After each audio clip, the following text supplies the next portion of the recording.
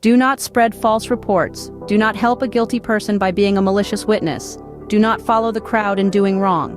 When you give testimony in a lawsuit, do not pervert justice by siding with the crowd, and do not show favoritism to a poor person in a lawsuit. If you come across your enemy's ox or donkey wandering off, be sure to return it. If you see the donkey of someone who hates you fallen down under its load, do not leave it there. Be sure you help them with it. Do not deny justice to your poor people in their lawsuits.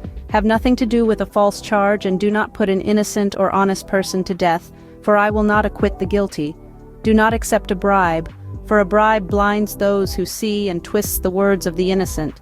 Do not oppress a foreigner. You yourselves know how it feels to be foreigners, because you were foreigners in Egypt.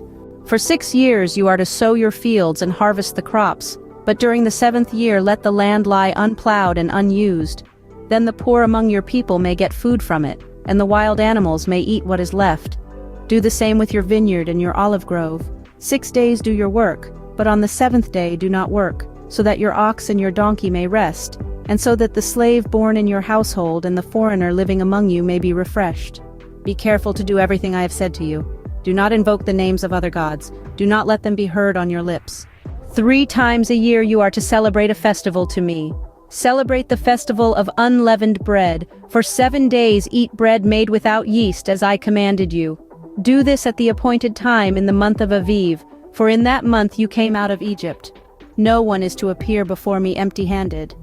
Celebrate the festival of harvest with the first fruits of the crops you sow in your field. Celebrate the festival of ingathering at the end of the year, when you gather in your crops from the field. 3 times a year all the men are to appear before the sovereign Lord.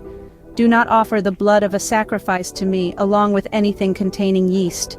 The fat of my festival offerings must not be kept until morning. Bring the best of the first fruits of your soil to the house of the Lord your God. Do not cook a young goat in its mother's milk. See, I am sending an angel ahead of you to guard you along the way and to bring you to the place I have prepared. Pay attention to him and listen to what he says. Do not rebel against him. He will not forgive your rebellion, since my name is in him. If you listen carefully to what he says and do all that I say, I will be an enemy to your enemies and will oppose those who oppose you.